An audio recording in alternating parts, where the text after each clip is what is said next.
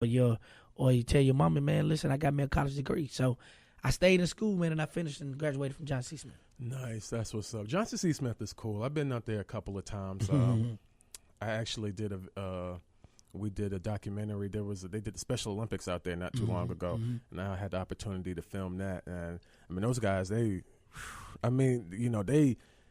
didn't have some of the extremities that I had, but I couldn't get out there on that track with them and do the things that they do. And do the things that they do. It was crazy, man. What's like? Were you nervous at first? Oh, of course. I mean, anytime you're taking on something that you haven't really done professionally, you're gonna be nervous. And but after a while, after a few shows, and just you start believing in yourself more and more, and you don't get nervous anymore. I mean, you should probably still get a little nervous, but not like that first night or that first time. Was there ever a time where you slipped up, said something you weren't supposed to say? Oh, man, plenty of times. Plenty of times, but it wasn't nothing too crazy. I've never been on the air and said nothing too crazy, but there's been plenty of times I've slipped up and said stuff, or people felt like I said the wrong thing, or I said the wrong thing at the wrong time. When you started there, that was like the only hip hop station. In the area. Yep. Now it's 3. It's 3. Why do you feel like other stations? I have my opinion. Why you and the good folks at Power 98 might be a target. Yeah. For other people, but why do you think that is? Instead of just doing what doing what you do, and conducting business. Well, it's like when you the top dog, that's people gonna come shoot. Right, exactly. Nobody's gonna shoot at nobody on the bottom because that's not their goal. They like Ric Flair used to say, in order to beat a man, you got to beat the man. So Power 98 has been the man for so long.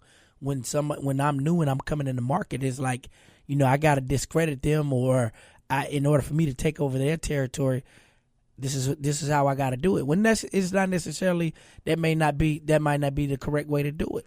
I mean, but everybody's got their own theory and their own approach on how they approach their way on the way they think they're going to be able to win. Right, and I mean that makes sense. I mean everybody has their own approach, and I mean you want to beat the best to be the best, but I feel like when you make that person a target, you saying out of your mouth, I consider you the best. Right. And that's how we look at it. Right. It's like, when you got a station saying certain things about our station on their airwaves, we're like, oh, they promoting the hell out of us.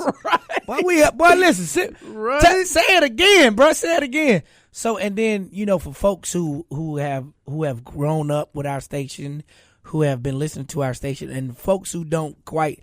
People like drama, but at a certain point, people are like, okay, this is not even drama no more. This is kind of like bullying. Right. So that turns people off. So right. We also appreciate that too, because now you've turned people off, and they're coming back. If they left, they're coming back home because they're like, I don't want to support that.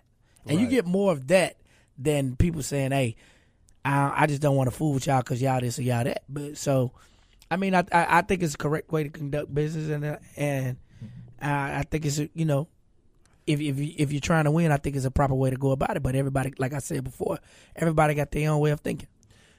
What I can say though is that Power 98 has a not so savory reputation. Look, they're not considered like if you're a local artist and you want to get your music right, people don't feel like Power 98 supports them. Well, and I say that because like once again, you come into the top dog, so.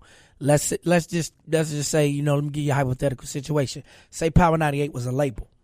Okay. You know what I mean? So say like we was a top dog like an Interscope or a Def Jam. And I'm a local artist. I can't just walk into Def Jam and say, "Hey, put me on your label. I'm hot, put me on your label." So if I'm a smaller label like maybe like an Epic or like a E1 or like a 300, maybe I can meet you somewhere, or I'm going to see somebody and I can say, listen, this is me, take a listen to my CD.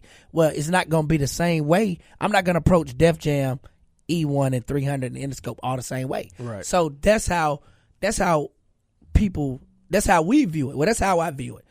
When you come to us because a lot of people, because we've been here so long, Power 98's been here so long, a lot of people may look at it like, this is our homegrown station, they should play local music. But what people fail to realize is that This is a powerhouse billion-dollar business. Business. You know what I mean? Key word. They forget that part of it. You know what I mean? It's not a mom and pop station. This is a billion-dollar business that you're dealing with when you're talking about radio and radio airwaves. So, Right.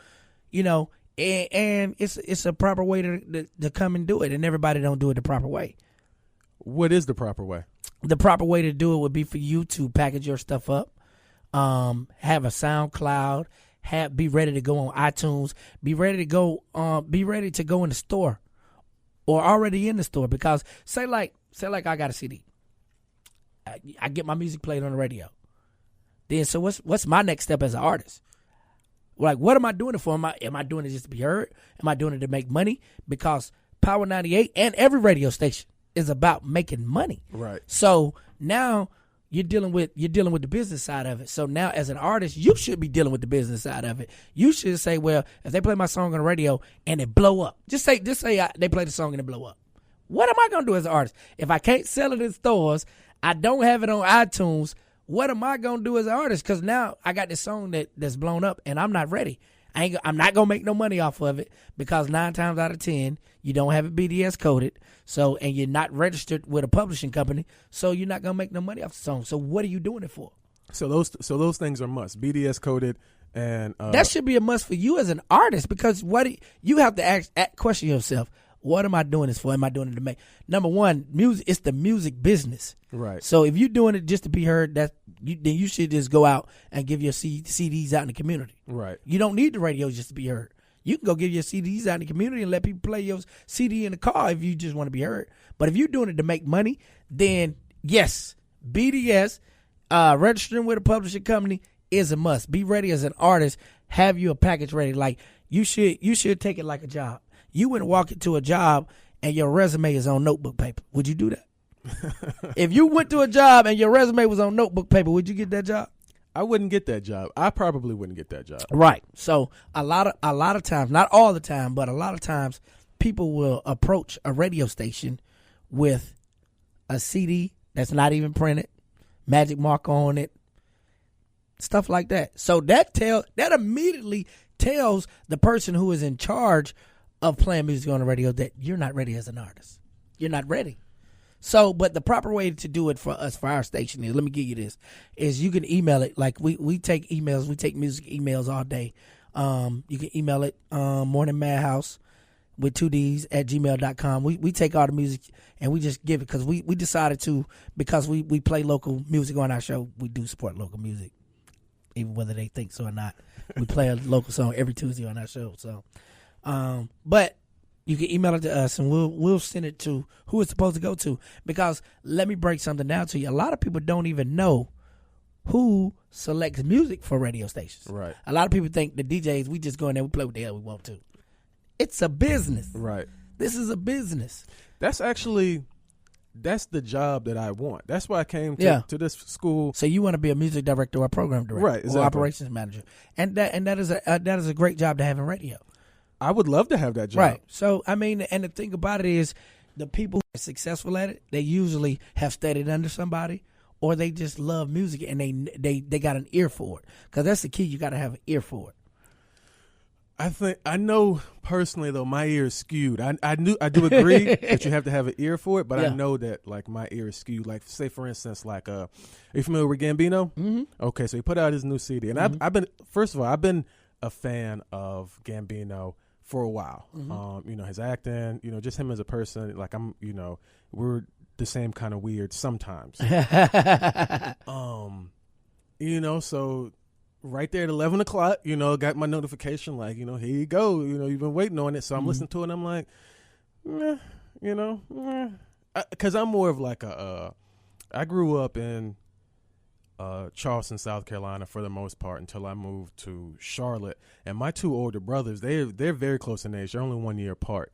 They grew up on like, Jay-Z, Mm-hmm. Biggie, Mm-hmm. all this like, boom bap New York rap. So like, part of me, that's just what I like, like especially if you're a rapper and you're like, oh, I got a new CD coming out. I'm expecting like some of that, some lyricism, some complicated wordplay, like, and when it's not that, I'm a little let down, yes, but I can still appreciate things for what they are. But I know that like the general. Well, see, the thing about when you're a music director for a radio station, you're not just thinking for yourself. Exactly. You're thinking for your audience and what they want to hear. Exactly. So that's how you have to become. You got to remove yourself out of the situation, and you got to think like, what does my audience want to hear?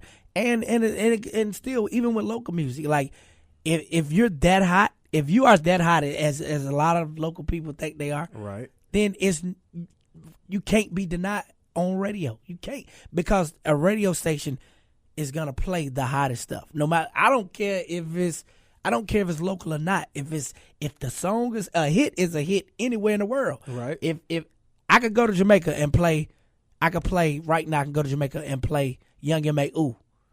You can. People over there are gonna dance because that song is a hit. Okay. A hit is a hit no matter where you put it at. I don't care where you put it at. I don't care if it's a hit, it's gonna be a hit. So whether you're local or not, if your music is a hit, we're gonna know. We're gonna know. So and I'm gonna tell you about most of the local artists I've met. Like some of them I know just from being in the city because I'm always out. Right. And I see them places and I know. But a lot of them they never told me about their stuff. Somebody else told me, man, bro, listen, this dude right here is hot. That's how I find out about a lot of local artists. It's not even through them. And those are the ones, 9 times out of 10, they got hot stuff. Now, the ones that come to me themselves and be like, bruh, but it's the best thing you never heard. 9 times out of 10, they're not hot. Yeah, sure. If that's the case, then shameless plug. Mm-hmm. My dude Frank Zones is the hottest thing. Frank Zones? Frank Okay. Zones, yeah. Okay. Like look for that on SoundCloud, man. Because the thing about it, when you're hot, somebody else is going to. You don't have to speak for yourself, because we always say it's a rule in radio. The music will speak for itself. I believe so. that. So if your music speak for yourself, then somebody else is going to be talking. You don't got to talk. I believe that. You know what I mean? I believe that too. Your work. I mean, and that's anything. Mm-hmm. Whatever you do, your work is going to show. It's going to speak for yourself. And we actually have there's a sign posted around here. If you're great and if you're talented, you don't have to say anything. Other people will see like, hey, this person's great and talented, right, and they'll just recognize you for either the work you put in or for the quality of the product. Right. So I mean, I understand that. I deal with a lot of local artists, mostly just because I know a lot of local artists, yeah, and I enjoy that scene. Yeah, I deal with a lot of local artists too. I mean, and I hear the things that some of the local artists say, well, Power 98 don't support me, or y'all don't support local music. Then, but one thing about it is they don't like you to ask questions. So like, if I turn around and ask a question like, yo, so you getting played on another station? Or you get played on, man, bro, man, nah, man, y'all hate. So I can't ask questions. You don't want to get to ask questions. I don't get to ask no questions. So okay. So I mean, like, so a lot of times when people bring me music now and they be like, "Bro, I want your honest opinion," I be like, "Do you really want my honest opinion, or you just want me to go ahead and tell you now that your song hot?"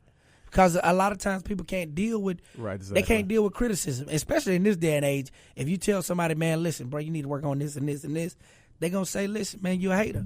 Right. Just for having an opinion. Yeah, just for having an opinion. And nobody. Really, I don't think nobody wants to be a hater. Nobody wants to be like, not in the music industry, want to be felt like, man, bro, I'm a hater. Because when you break it down at the end of the day, why would you think we would hate on you? Why? Because they're surrounded by individuals who you tell them that bad things are good, and that other people are hating on you, or you're in the mirror telling yourself like, oh man, they hating on me, I should be this and I should be that, when really you're not putting in the work. Right. But the thing I say to that is, why would that next person hate? Why would somebody in radio hate on you? Unless y'all had a previous relationship and that went awry or it went left or something like that, then because we are people, then that may encounter some hate. But if we don't know each other, we just meeting, and I've never met you, you never met me, why would I hate on you? I never understood that. Right. And you mentioned something interesting just about how, and you are in the community a lot. We've actually met, not directly, but several times. And I mean, I can't even count the number of times I'm someplace. Yeah. And I'm just walking. I'm like, damn, that's no limit right there. Yeah. So, what? And I used to work at Foot Locker and Freedom Mall, and you came through there, tons of times. I love shoes. Yeah, who doesn't? And that was, and Freedom Mall, that was like, the spot that people came through